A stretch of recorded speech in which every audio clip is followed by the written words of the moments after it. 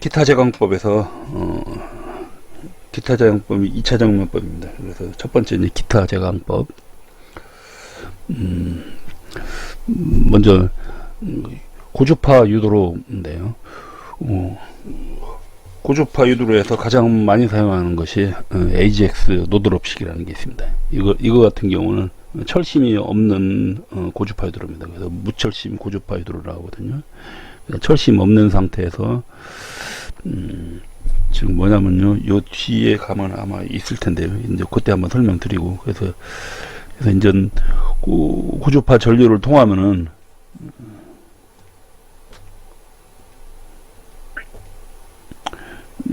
그래서 이렇게 이제 여기 이런 통에다 놓고 여기다가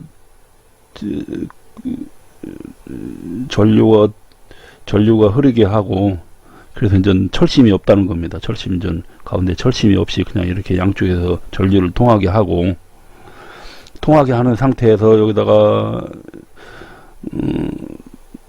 용해시킬 재료를 넣고, 여기서 전류를 통하면 여기서 통하면서 이렇게 이 안에를 이렇게 전류가 이렇게 흘리면서 이 안에는 유도 전류가 발생하겠죠. 이런 식으로 유도 전류가 발생합니다. 전자 유도 현상에 의해서. 이 유도 전류에 의해서 여기서 발생하면서 여기서 자기네끼리 원자들의 원자들이 부딪히면서 그 저항열로 그 원자들이 부딪힌 저항열로 인해서 재료를 용해하는 방식이다 하는 거죠. 그래서 보통 전류 주파수가 상당히 높습니다. 그래서 1000에서 6만 헤르츠 정도, 이 정도의 고주파를 사용하는 걸 보고 고주파 유도로 그렇게 표현합니다. 자, 이거의 특징은 구조가 간단하고 취급이 용이합니다. 구조, 이렇게 그냥 큰 레이드를 도관이 있고 바깥에 여기에 전류만 흐르는 장치만 있으면 됩니다. 그러다 보니까 큰 설비가 필요하지 않고, 그 다음에 온도 조절이 아주 쉽습니다. 온도 조절하는 게.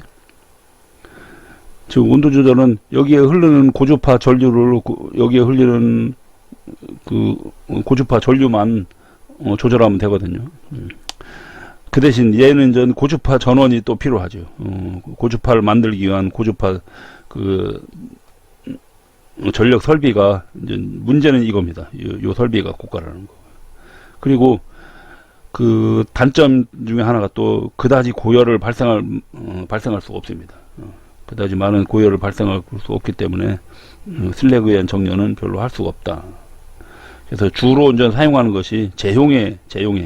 그러니까 예를 들어서 고철 같은 거, 그런 거 그냥 제용해 하는데 주로 이용되는 것이 여기는 고주파 유도로다 하는 거죠. 그래서 자, 여기 참고해 보면 고주파 유도로가 특수광용에 이제 많이 사용하는 이유가, 이거 같은 경우는 특별하게 별도로 여기다 넣고 그냥 예를 들어 뚜껑만 막아도 되니까요. 뚜껑만 막고 있다든지 아니면 진공 그런 것이 가능하기 때문에 합금원소, 산화가 잘 되는 합금원소 회수율이 높습니다. 이거를 탁 막아버리면 되니까요. 진공 상태로 놓으면은 이런 산화성 합금원소가 산화가 되질 않겠지요. 그래서 고압분광 용해하는데 유리하다는 거죠. 그 다음에 이제 용광이 자동 교반 효과가 있는데, 요게 이제 뭐냐면요, 요건 조금 중요합니다. 그래서 논의 성분 조정이나 온도 조정도 용해하다. 얘가 아까 고주파 유도로 고주파를 흘리면은, 양쪽으로 이렇게 고주파를 흘리면은 이 안에서 이런 식으로 이렇게 유도전류가 발생한다는 거죠. 그럼 이 유도전류에서 얘가 샘물이 이렇게 움직입니다. 그래서 그러기 때문에 자동적으로 이렇게 교반이 돼요. 그래서 자동 교반 효과가 있다는 거예요. 그로 인해서 성분이나 온도가 전체적으로 다 균일하게 된다는 거죠. 그 다음에 강종 제한 없습니다. 금속만 있으면 돼요. 그리고 아크로에서 제조하기 어려운 합금광 같은 거, 그러니까 대부분 이런 거죠. 산화성 합금이 있는 거, 이런 거는 아크로에서 제조하기 어려운데 그런 고압분광 제조가 가능하다. 자, 그 다음에 탈탄, 탈인, 탈항 등의 이런 정련 같은 거는 안 됩니다. 정년 작업은 안 돼요. 왜냐면 뭐 이런 슬랙에 의한 정년이니 그 다음에 각종 정년 작업이 잘 안 되기 때문에 이런 정년은 하지 않습니다. 그러니까 정년 같은 거는 대부분 전기로나 다른 데서 하고 그 다음에 여기 와서는 그냥 합금 성분만 뭐 합금 성분 조정하는데 주로 이렇게 사용하고 있죠. 그래서 이런 장입재료 원료 절감할 때 뭐 탄소, 인, 황 같은 거 이런 거는 아까 여기에 이런 정전이 되지 않기 때문에 이런 것들에는 좀 주의를 해야 된다는 얘기죠. 성분을. 자, 고주파 유도로 발전 설비가 완전 이렇게 좀 중요하죠. 그래서 고주파 유도로 발전 설비는 고주파 발생 장치가 있고 그 발생된 그 주파수를 갖다가 그거를 그 주파수에 필요한 콘덴서가 있거든요. 그래서 여기 고주파 발진기가 있고 그 다음에 진상 콘덴서라고 있습니다. 진상 콘덴서. 그래서 발생 방식에는 크게 이렇게 네 가지가 있습니다. 진공관식이 있고 방전 간극식이 있고 주파수 변환식이 있고 사이리스터 변환식이 있습니다. 그래서 진공관 같은 경우 진공관을 이용하는 거고 방전 간극식 같은 경우는 주로 소규모 아주 대부분 소규모 공장에서 이렇게 사용을 하는데요. 그 귀금속이나 아니면 연구실 같은 데서 연구실용 용해로에 주로 사용하는 것이 방전 간극식입니다. 그 다음에 주파수 변환식 같은 경우는 이건 상용 주파수 하면 60Hz거든요. 60Hz인데 요거의 3배의 주파수를 얻는 방식이거든요. 그래서 3배 주파수 변환식 그렇게 변합니다. 360. 그래서 180 그 헤르츠 정도 이렇게 되게. 그 다음에 사이리스터 변환식 같은 경우는 TR을 이용하는 거죠. TR을 이용해서 고주파를 얻는 방법이다.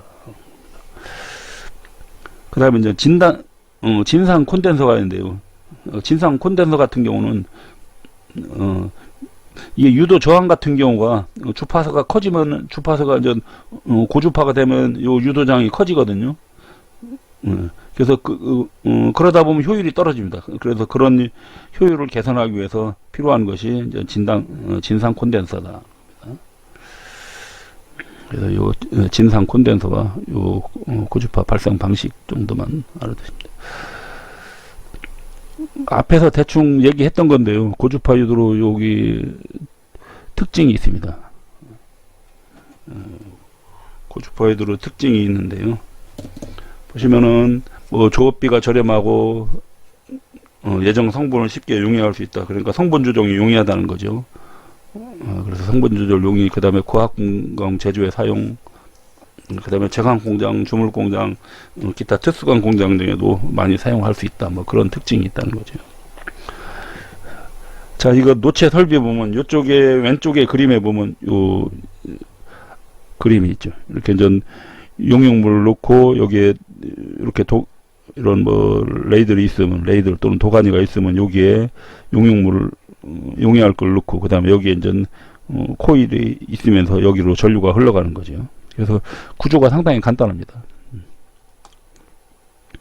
그래서 설비가 보면 도가니, 여기 이렇게 도가니가 있는 거죠. 도가니 또는 뭐 레이들 같은 경우. 그래서 원통형 내화물 도가니 쓰고, 그 다음에 중공 코일이 요거 코일이요, 파이프입니다. 파이프로 되는 거예요. 중공 가운데가 비어있는 코일이거든요.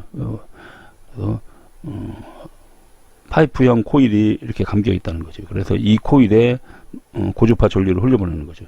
그러면서 그리고 이 안쪽으로는 요 파이프 안쪽으로는 여기가 열을 많이 받으니까 냉각을 위해서 물을 흘려보냅니다. 그래서 코일 내부에는 냉각수를 통하게 돼 있다. 그래서 코일 자체가 도가니 냉각하는데, 그래서 고주파 전류가 흐를 때 이 안에 물이 흘러간다는 거죠, 같이. 이제 뭐 도가니와 중공 코일 요것만 있으면 됩니다. 그리고 뭐 출강 장치 같은 경우는 한쪽이 출강하는 거고요. 그리고 요거 같은 경우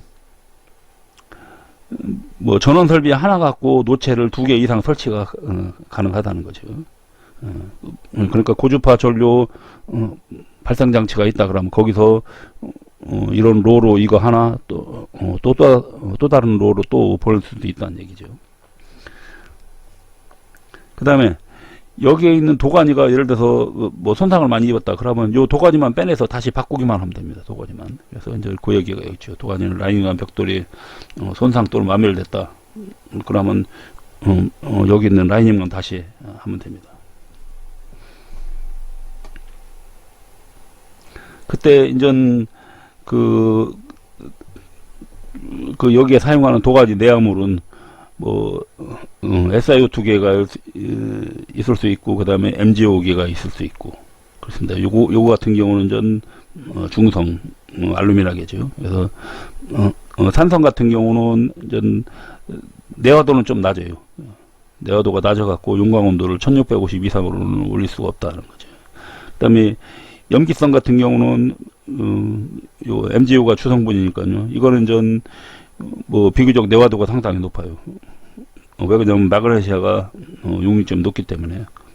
그 다음에 내시계도 좀 강하고 그리고 산화칼슘하고도 같이 산화칼슘이 같이 있어도 얘도 염기성이기 때문에 침식이 되질 않는다는 거죠.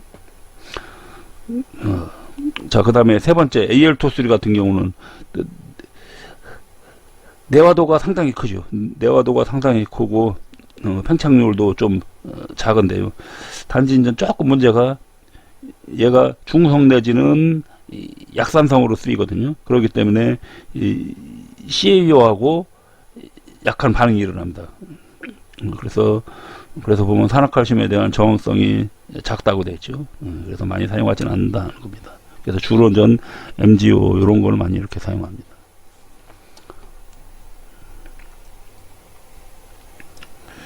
여기에 보면 이제 밑에 이제 진공 고주파 유도로 특징, 이제 고주파 유도로에다가 진공 장치를까지 할 수 있다는 얘기죠. 왜냐하면 설비가 간단하니까 진공하기가 아주 편리합니다. 뭐 정년 온도 조정이니, 그 다음에 뭐 종류 압력, 시간대 영향을 받지 않는다. 그 다음에 폭넓은 범위에 사용 가능하다. 그 다음에 자가 교반 작용이 있다. 그래서 성분 조절이 뭐 정확하다. 그 다음에 각종 가스 같은 거 제거하기가 쉽다. 그 다음에 그 대신 진공 설비에 대한 투자비는 많이 들어가는 거죠.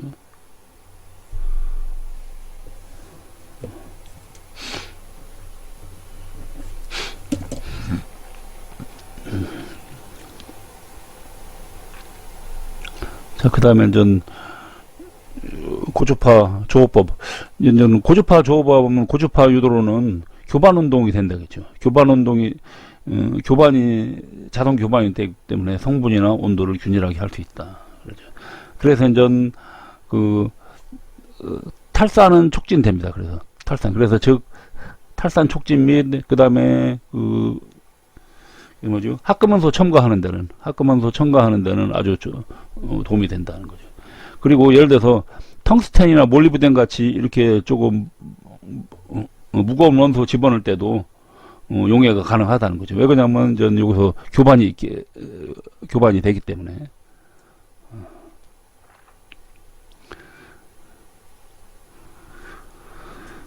자, 그 다음에 고주파 유도로 정년할 때 특징을 보면 뭐 예를 들어서 외부 물질이 유입이 잘 안 되는 거죠.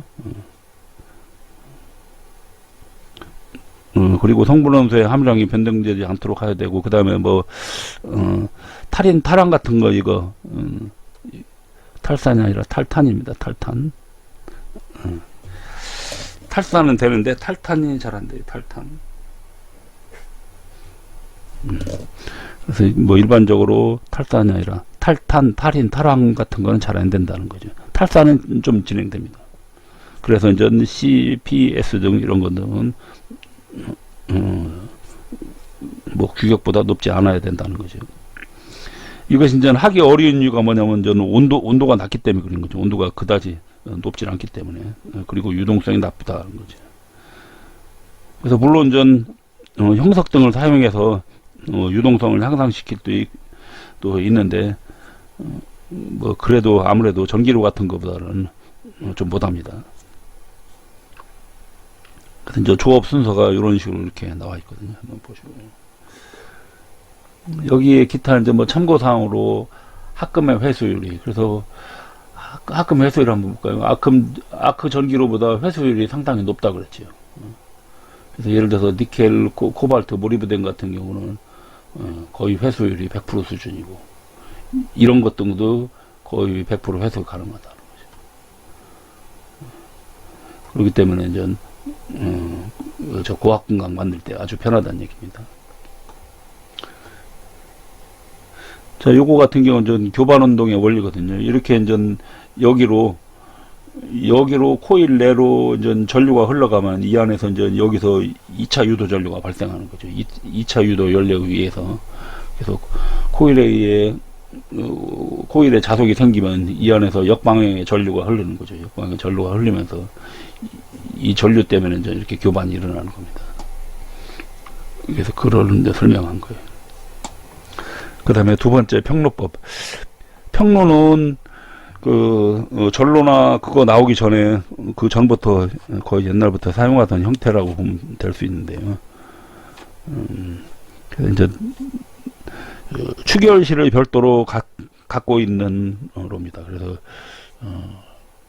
일종의 추결실이 가지고 있는 반사로라고 보면 돼요. 그냥 옛날 고전에 사용하던 반사로에다가 추결실을 설치한 겁니다.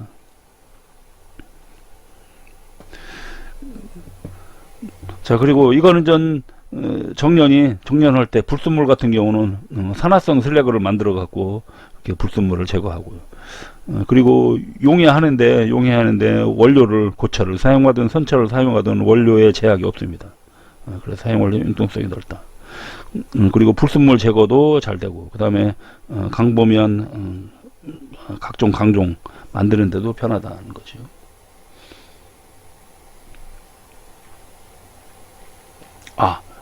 이쪽에 오른쪽에 요거 아까 요거 고주파 유도로 해서 요거 하나는 좀 잘 알아두세요. 요거 하나. 요거 주어진 전류 F에 따라 요 델타 F에 반비례합니다. 이게 교반 운동의 힘이.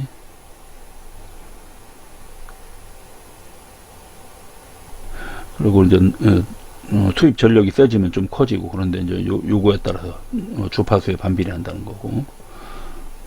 그래서 이제 저주파 하면은 교반 운동이 강하고, 고주파가 되면은 좀 약하고 그렇습니다. 그래서 이제 반비례하기 때문에.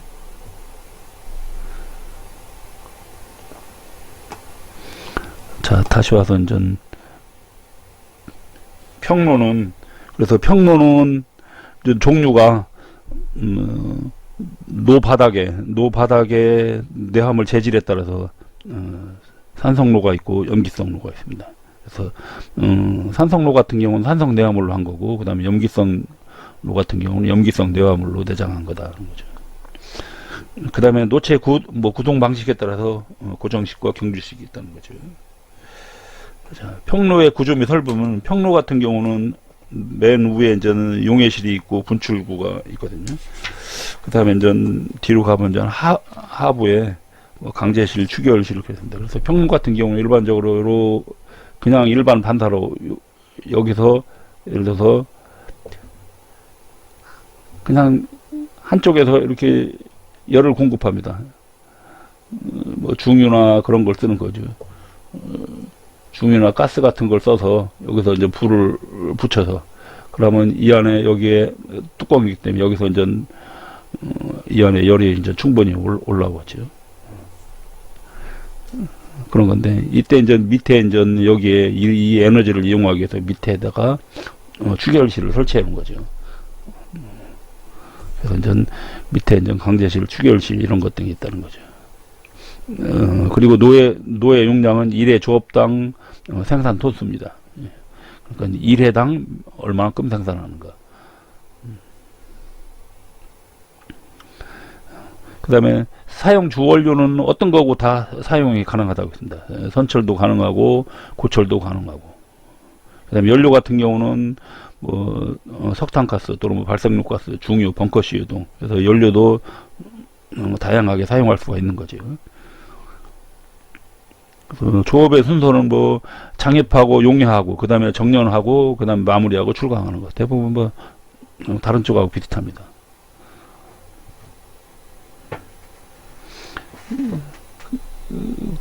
그 다음에 여기 이제 요거 장입 순서 같은 경우 장입하는 순서는 맨 처음에 석회석, 그 다음에 경량고철, 철광석, 그 다음에 중량고철, 그 다음에 냉선 이런 식으로 집어넣고요.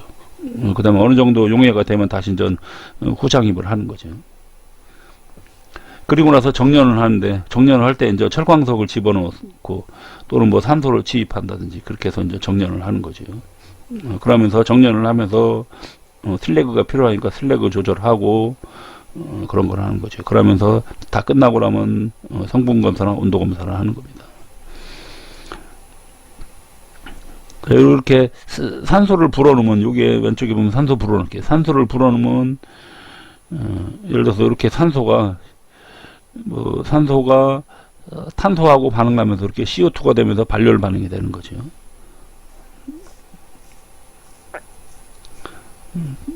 그 다음에 철광석 같은 경우는 FU 같은 경우 C하고 반응해서 CO로 되면서 이건 이제 흡열 반응인데 산소로 이렇게 직접 불어넣으면은 저는 발열 반응이기 때문에 이렇게 산소 취입하는 것이 훨씬 더 효과적이다는 거죠. 자, 여기서 중요한 거는요, 평로 기타 설비를 한번 보시고, 그 다음에 부원료 같은 거, 이거는 다른 쪽에서도 다 비슷합니다. 철광석은 철원이나 산화제, 그 다음에 망간은 타랑이나 슬래그 조정하는 거, 그 다음에 CAU나 석회석 같은 경우는 슬래그 조정하는 거, 그 다음에 합금철은 탈산하고 성분, 그 다음에 형석은 슬래그와 촉진 이런 거죠. 그래서 다른 거와 똑같습니다. 그 다음에 평로용 철광석, 여기에 사용하는 철광석 구비 조건이 있거든요. 여기에 사용하는 철광석, 그래서 철분이 높아야 된다. 그 다음에 산화규수, 인황 이런 것 등은 적어야 된다. 그 다음에 비중이 크고, 그 다음에 형태가 괴상해야 된다. 그 다음에 결합수, 수분입니다. 결합 수분이 적어야 된다. 그런 것 등이죠. 자, 이쪽에 슬래그 조절과 이런 게 있는데요. 이런 건 한번 읽어보시고, 참고로 한번 이렇게 보세요. 자, 오른쪽에 개념 잡기 문제 보겠습니다. 고주파 유도에서 유도 저항 증가에 따라 전류 손실을 방지하고, 자, 전류 손실을 방지하는 거니까요. 그래서 전력 효율을 개선하는 거. 컨덴서가 되겠죠. 그러면 진상 컨덴서 요거가 되겠죠. 그 다음에 염기성 평로 제광법의 특징으로 오른 것은 소결광을 주원료로 한다. 소결광이 아니라 주원료는 선철을 사용해도 되고 선철이나 고철 그런 거죠. 그래서 이거는 아니고요. 그 다음에 규석질 계통의 내화물을 사용한다. 규석질 뿐이 아니라 알루미나질 또는 마그네시아질 어떤 것도 사용이 가능합니다. 그 다음에 용선 중에 PS 제거가 불가능하다. 그렇지 않죠. 이제 제거가 잘 됩니다. 그래서 이것도 틀렸고. 그 다음에 광석 투입에 의한 반응은 흡열 반응이다. 철광석을 집어넣으면 철광석 같은 경우는 흡열 반응이라겠죠. 아까 여기에 흡열 반응이라고 이렇게 했습니다. 그래서 요거 이제 4번이 맞다.